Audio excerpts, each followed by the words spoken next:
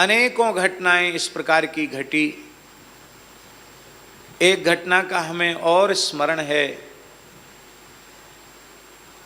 श्री जानकी जी ने हथेरी गांव में जब माता जी थी तब की बात है, जानकी जी ने स्वप्न में आकर दर्शन दिया और कहा कि विवाह पंचमी आने वाली है, हमारे लिए बेंदी और नथ नहीं बनवाओगी क्या? तो उस समय बड़े संकट की स्थिति थी। तो माता जी रो रही थी कि हम तो विपन्नता की स्थिति में हैं, जानकी जी के सोने की नथ और वो कहाँ से बनाएं? पिताजी से कहा। तो पिताजी ने कहा तुम्हें तो रोज ही स्वप्न होते हैं भगवान के, कभी कोई आज्ञा मिलती कभी कोई आज्ञा मिलती, हम कर्ज करके तो नहीं कर सकते हैं, तुम्हारे पास को सोना चांदी हो तो दे दो तो बन जाएगा। अच्छा, एक और बात हुई, राम जी ने और कहा इनको बनवाओगी, हमको कुछ नहीं बनवाओगी, आपको क्या चाहिए? बोले हमारे लिए कड़ा सोने के। माता जी ने रोते हुए अपने मात्र कुंडल ही स्वर्ण के उनके पास थे, बोले हम पीतल के या रोल्ड गोल्ड के पहन लेंगे, पर ये ठाकुर जी को दे दो। अपने कुंडल उतार करके दे दिए और उनसे किशोरी जी का श्रृंगार हुआ है। उपजहि जासु अंश गुण खानी, अगणित लक्ष्मी उमा ब्रह्माणी, अनंत कोटि विष्णु लोक नम्र पद्मजार्चिते, हिमाद्रिजा पुलोमजा विरिंचिजा बरप्रदे। ऐसी जो श्री किशोरी जी हैं, उनको किसी वस्तु का अभाव है जो कहें कि हमारे लिए कुंडल बनवा दो, हमारे लिए बेंदी बनवा दो। यह अपने प्रेमी भक्तों के साथ, निष्किंचन भक्तों के साथ उनका लीला विलास है।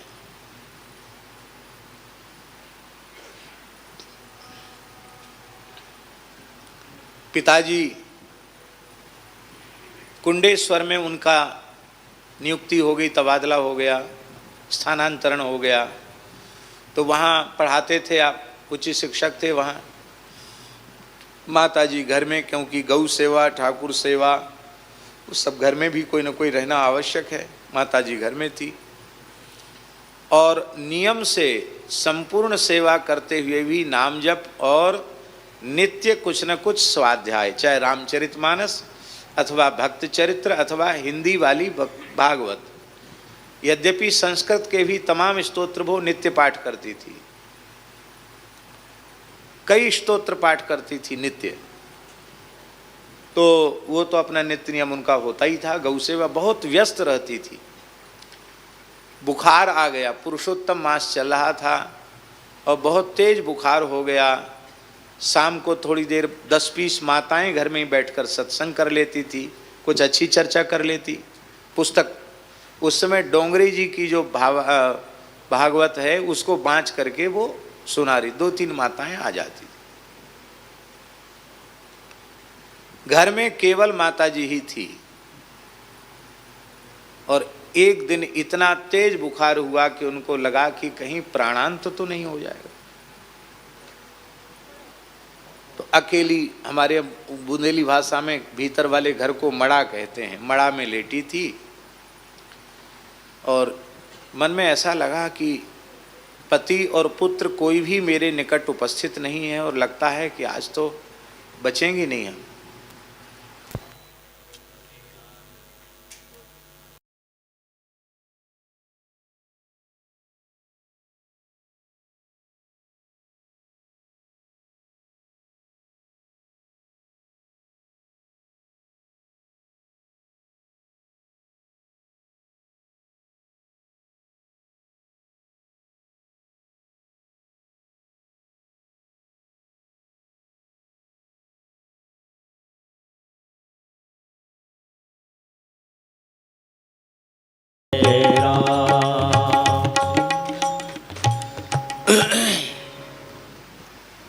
तो माताजी ने उस समय मन में एक पीड़ा व्यक्त की कि मन में तो ऐसा भाव था कि वृंदावन में हमको वृंदावन की रज मिले, और देखो न तो वृंदावन की रज मिली, न कोई उपस्थित है, क्या राधा रानी हम ऐसे ही मर जाएंगे?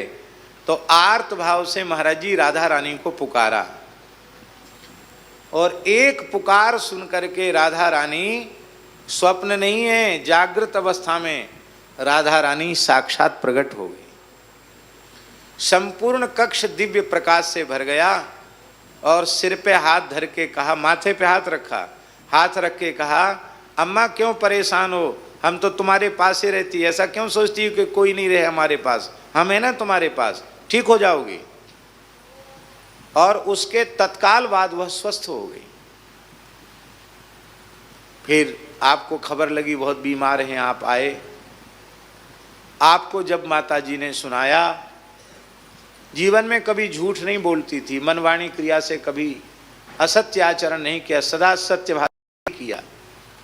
उन्होंने जब सुनाया तो पिताजी तो और ज्यादा भावुक, बोले जब राधा रानी ने इतनी कृपा कर दी तो यहाँ तो छोड़ो, वृंदावन वास करो। दोनों लोग आ गए वृंदावन, पूज्य गुरुदेव भक्तमाली जी के पास।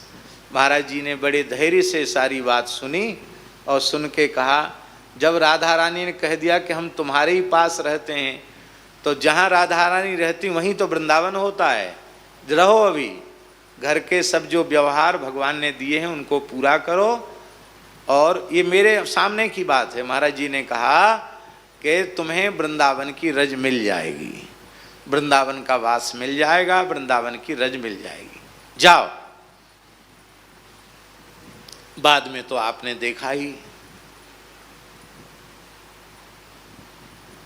संतों के प्रति अशक्त अवस्था में भी ऐसा भाव था कि कोई संत आ जाते तो हमें उठा दो, हमें पाँव परवा दो, फिर कुछ न कुछ उनको देना।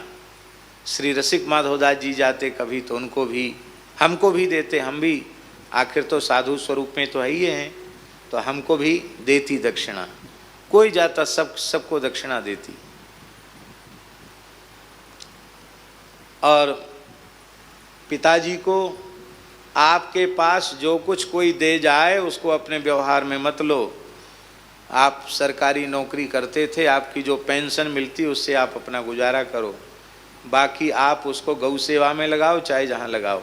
आज भी वही नियम है, जो कुछ आपके पास आता है 1 रुपये से, वो सब का सब कहीं न कहीं गौ सेवा में आप दे ही देते हैं, अपना निर्वाह अपने ढंग से करते हैं। वृंदावन में कई साल तक उनको निवास भी मिला, और भगवान की नित्य सन्निधि भी उन्हें प्राप्त हुई। हमें खूब स्मरण है, शायद पिताजी को स्मरण हो या न हो, अचर्रा में सत्संग के बीच में पूज्य श्री गुरुदेव भक्तमाली जी ने कहा था, उनको पता चला कि कई बार पिताजी थोड़ा डांट देते हैं, नाराज, माताजी ने शिकायत कर दी कि ये हमसे कभी कभी लड़ते हैं। तो महाराज जी बोले सत्संग में कि देखो पंडित जी, अध्यात्म में यह आपसे बहुत आगे हैं, आप इनका कभी तिरस्कार नहीं करना है। ये बात मैंने स्वयं, मैं उपस्थित था जिस समय महाराज जी ने कहा, तो उस समय तो ऐसे लगता था मानो महाराज जी ने माता जी का पक्ष लेके थोड़ा उनको सांत्वना मिल जाए इसलिए ऐसा कह दिया हो। लेकिन उनका जो भगवत धाम प्रयाण हुआ, उस प्रयाण को प्रत्यक्ष देख करके, उनकी अनुभूतियों को देख के महाराज जी की बात सत्य हो गई कि उनकी आध्यात्मिक अवस्था कितनी उन्नत थी। उनकी सेवा में रुग्ण अवस्था में जिन चिकित्सकों को, नर्स को रहने का अवसर मिला, वे भी धन्य हो गई। अभी वो यहाँ आई हैं कि नहीं, जिनको आखिरी में सेवा मिली, ममता जी को? नहीं, यहाँ नहीं आई। वो आई, माता जी को आवश्यकता तो था ही, अस्वस्थ थी, तो आई। तो उनसे माता जी ने पूछा आपका नाम क्या है? पहली बार मिली हैं, और आपका नाम क्या है? बोले हमारा नाम है राधे। वो जो नर्स आई उन्होंने बोला हमारा नाम है राधे। तो माताजी ने कहा कि तुम झूठ क्यों बोलती हो, तुम्हारा नाम तो ममता है, तो राधे क्यों बता रही हो? तो उसको बड़ा आश्चर्य हुआ कि मैं पहली बार आई हूँ, पहली बार ही देख रही हूँ इनको, इनको कैसे पता चल गया कि मेरा नाम ममता है, राधे नहीं है? तो वो मन में आश्चर्यचकित हो रही थी। तो माताजी तुरंत बोल पड़ी, देखो तुम तभी हमारे पास रह सकती हो जब झूठ नहीं बोलो। क्यों? कि आपको कैसे पता चला कि मेरा नाम ममता है? उन्होंने कहा, दो बल मेरे पास हैं। एक बल तो सत्य का है, मैंने कभी झूठा व्यवहार नहीं किया, झूठ कभी बोला नहीं। और दूसरा, मैं पतिव्रता स्त्री हूँ। ये दो बल हमारे पास ऐसे हैं कि हमसे कोई बात छिपती नहीं है, हम सब समझते हैं, सब जानते हैं, तो झूठ हमसे मत बोलना। तो उसने कहा कि हम ये राधे नाम मरीजों को इसलिए बताते हैं कि ममता ममता ममता कह के बुलाएंगे तो अच्छा नहीं होगा, ब्रजवासी तो भावुक होते हैं ना, बोले इसलिए हम अपना नाम राधे बताते हैं कि जिसमें मरीज को पुकारना हो तो वो राधे कह के पुकारे। तो तुम राधे राधे कह के पुकारो, इसलिए हमने राधे नाम बताया। तो माता जी बड़ी निश्चल थी, बोले हमें तो श्री सीताराम कहने का अभ्यास है, हमारा अभ्यास बदलना चाहती हो? ये भी कह दिया।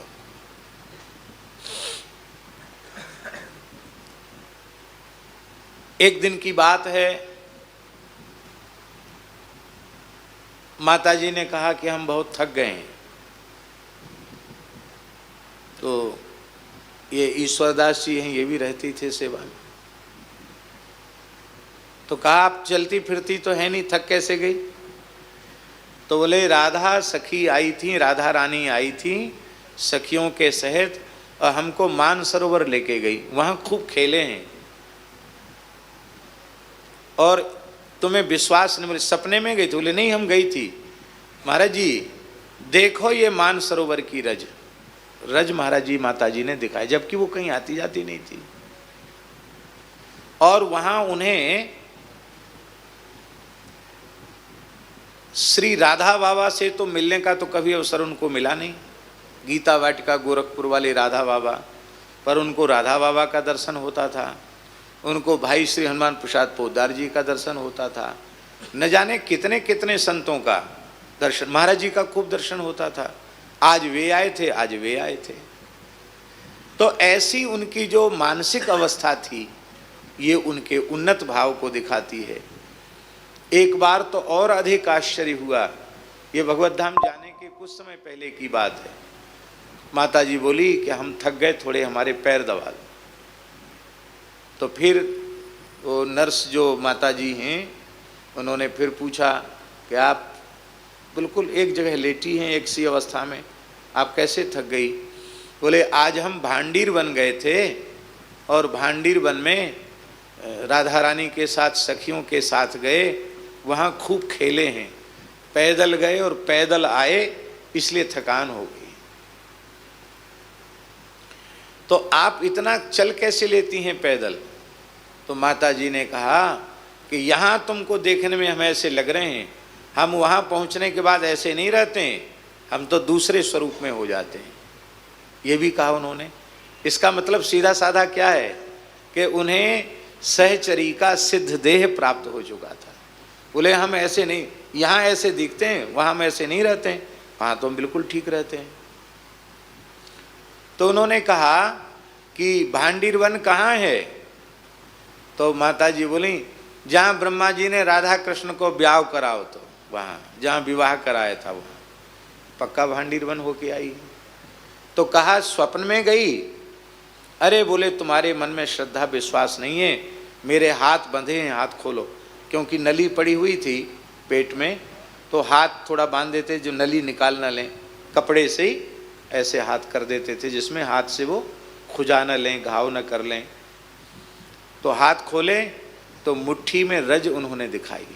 फिर बोले मेरे पैर देखो, तो पैर में जैसे कोई रज में चल के आया हो, जबकि कक्ष में तो बहुत इन्फेक्शन ना हो जाए इसके लिए वहाँ पोछा भी लगता था, वहाँ कोई धूल मिट्टी का काम नहीं। इसके बाद नर्स से बात छोड़ करके और फिर बोलने लगी कि अब हम अपने जगह पे आ गए हैं, अब आप जाओ, ऐसी बोली। तो नर्स ने फिर पूछा कि किससे जाने की बात बोल रही हो? बोले श्री राधा रानी सामने खड़ी हैं और दाहिनी ओर श्री रंग देवी हैं और बाईं ओर श्री तुंग विद्या जी हैं। जबकि ललिता विशाखा का नाम तो उनको याद था, पर रंग देवी और तुंग विद्या का नाम उनको पता नहीं था हमारी जानकारी के अनुसार। लेकिन वे अष्ट सहचरियों का ऐसे नाम लेती थी सखियों का जैसे बिल्कुल सबका।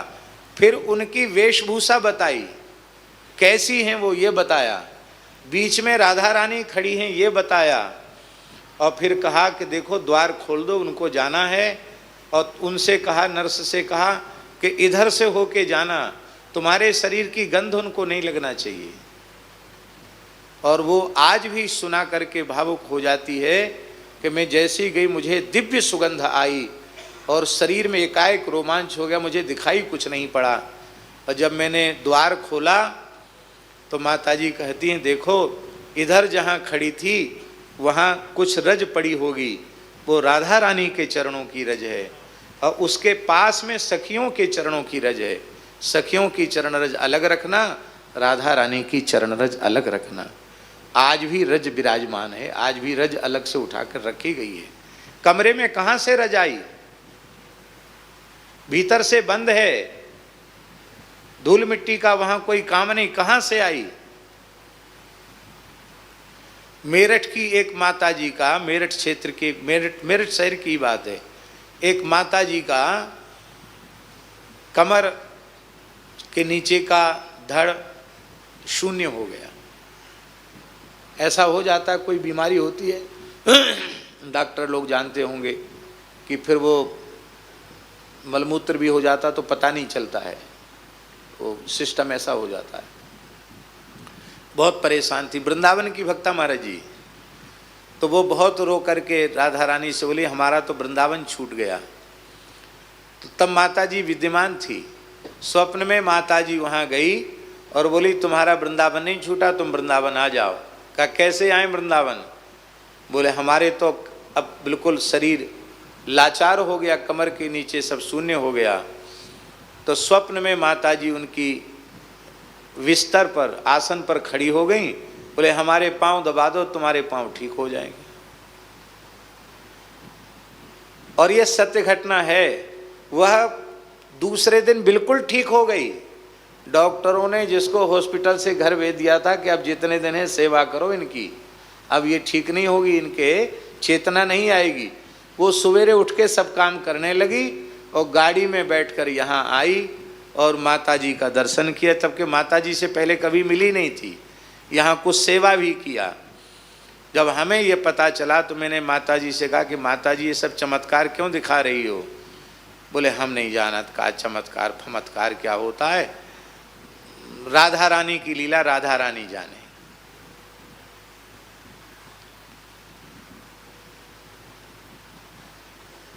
अक्षय नवमी के दिन, आज अक्षय नवमी है, अक्षय नवमी के दिन वो जो डॉक्टर और नर्स सेवा में रहते थे उनसे, संभवतः ईश्वरदास जी से भी माता जी बार बार कहने लगी कि देखो आज अक्षय नवमी की वृंदावन की परिक्रमा होती है, हमको वृंदावन की परिक्रमा करा दो।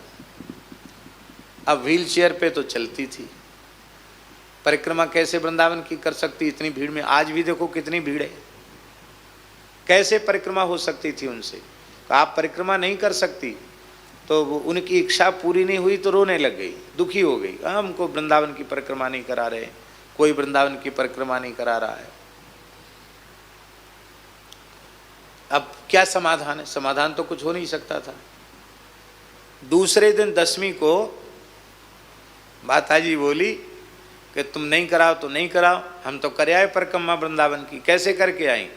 बोले हमारी राधा रानी आई थी सखियों के सहित, उनके साथ हम पूरे वृंदावन की परिक्रमा करके आई।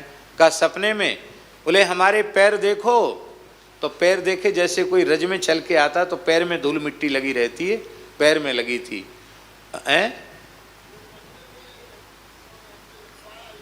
क्या?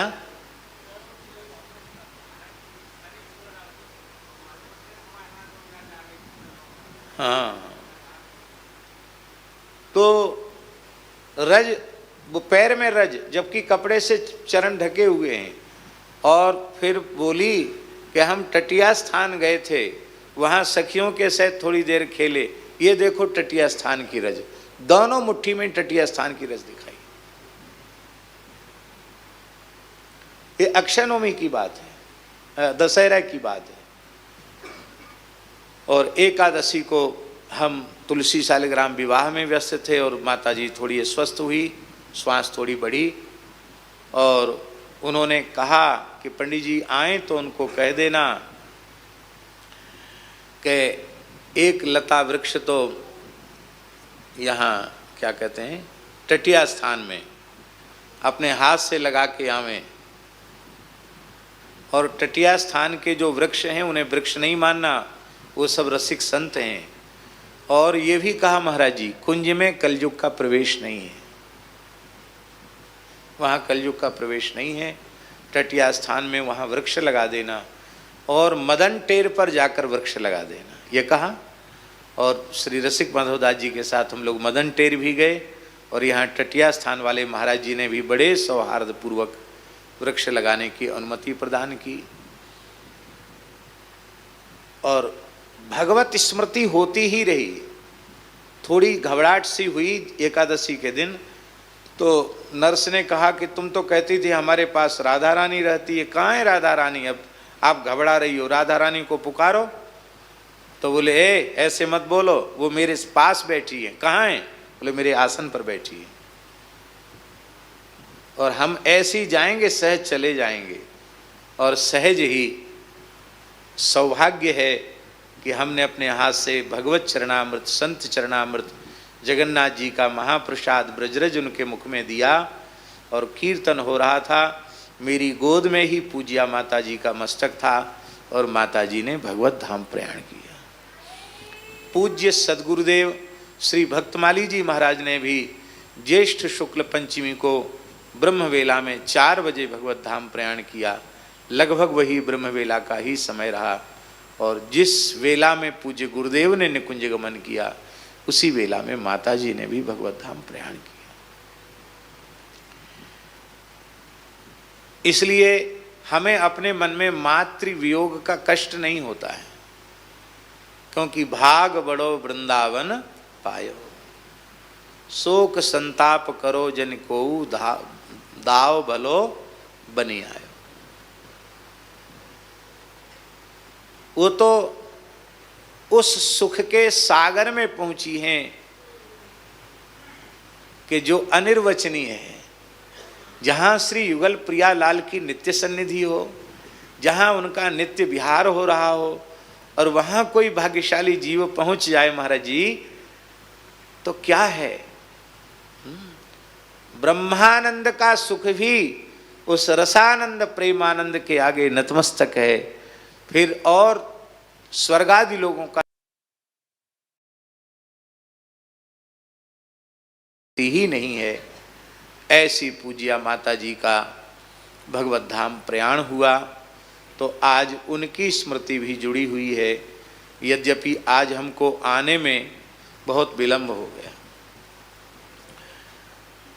अब आप अनुमान कर सकते हैं, सवेरे 9 बजे तो एक गौशाला में पूजन करके गौ माता का 56 भोग लगा के और फिर व्यासपीठ पर उपस्थित हुए।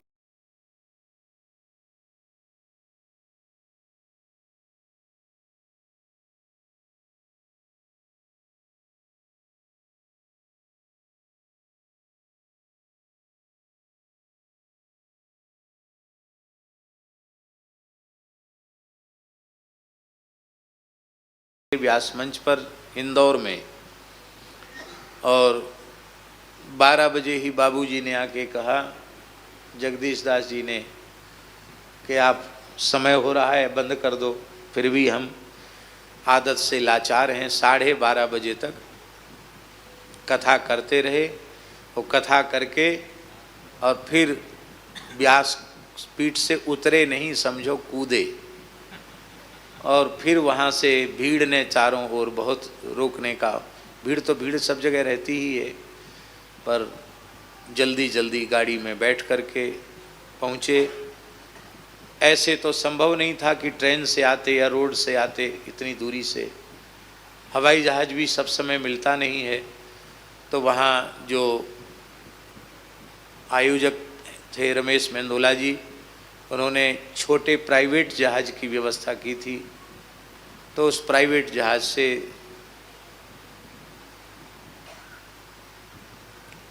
आ गए आगरा, और आगरा से तुरंत बैठकर लगभग 5 बजे, आज परिक्रमा में बहुत भीड़ है फिर भी बहुत दूर दूर से लेके आए, और 5 बजे मलुक पीठ पहुँचे। तो स्नान आवश्यक था, क्योंकि यात्रा से आए हैं, अपवित्र शरीर से यहाँ बैठ नहीं सकते, नहीं तो सीधे वहाँ से 5 बजे आ गए थे तो सीधे यहाँ आ जाते, लेकिन वो उचित नहीं था। शरीर स्नान कर लिया, भगवान को दीपदान कर लिया, तो अब निश्चिंत हो गए। तो 8 बज गए हैं आज कथा का शुभारंभ है। थोड़ी सी चर्चा हम करके विराम कर देते हैं, फिर कल से हम कथा जो महाराज जी सुनना चाहेंगे, जो जो प्रसंग, उनको भगवत कृपा से हम यथामति यथा समय कहेंगे। त्रयोदशी को श्री रामार्चन महोत्सव भी है, और द्वादशी को माता जी का झरा भंडारा है। श्री वृंदावन बिहारी लाल की जय। जय जय श्री राधे। हमारा मन है, आज हमारे मन में एक बात आई, हमने कहा रसिक माधवदास जी से चर्चा कर लेंगे कि द्वादशी को जिस दिन झरा है, उस दिन हमारा मन है कि प्रातःकाल श्री यमुनाष्टक और वृंदावन सतलीला का यदि पाठ हो जाए तो ये बहुत अच्छा होगा। इतना ठीक है, 1-1.5 घंटे में हो जाएगा, उसके बाद झरा हो जाएगा। और त्रयोदशी को वृंदावन प्रादुर्भाव का जिस दिन दिवस है, उस दिन श्री रामार्चन है, उसके जजमान बैठे हुए हैं पीछे श्री सीताराम दास जी त्यागी जी, और एक और जजमान इन्होंने चेताया है, वो बादाम की बर्फी का भंडारा गौ माता के लिए करेंगे, संतों के लिए, श्री अनंत दास जी महाराज फ्लाइट बाबा। उन्होंने कहा त्यागी जी रामार्चन कराएंगे तो बादाम की बर्फी गौ माता को भरपेट। पर डॉक्टर से पूछना पड़ा कि कितना गाय पचा सकती है, तो डॉक्टर बोले, जड़खोर वाले डॉक्टर, की एक गाय को आधा किलो तक तो ठीक है, इससे ज़्यादा देना अच्छा नहीं है। तो गायों के हिसाब से आधा किलो के हिसाब से सबको बढ़िया काजू की उसकी बादाम की बर्फ़ी, और फिर संतों को भी खूब छूट पट्टी, संत तो जितना पाएँ उतना। तो उस दिन ये उत्सव है, भंडारा है। श्री मदन मोहन दास जी को ही रामार्चा करनी है, अब तक तो यही बात है, पर इनकी भी कथा चलेगी, ये व्यस्त रहेंगे, लेकिन फिर भी ठाकुर जी सामर्थ्य देंगे। ये 12 साढ़े 12 बजे तक भी रामार्चन कर दें तो समय से भंडारा भी हो जाएगा, और शाम को आप अपनी कथा कर लें। श्री वृंदावन बिहारी लाल की जय। जय जय श्री राधे। जय राधे जय राधे जय राधे।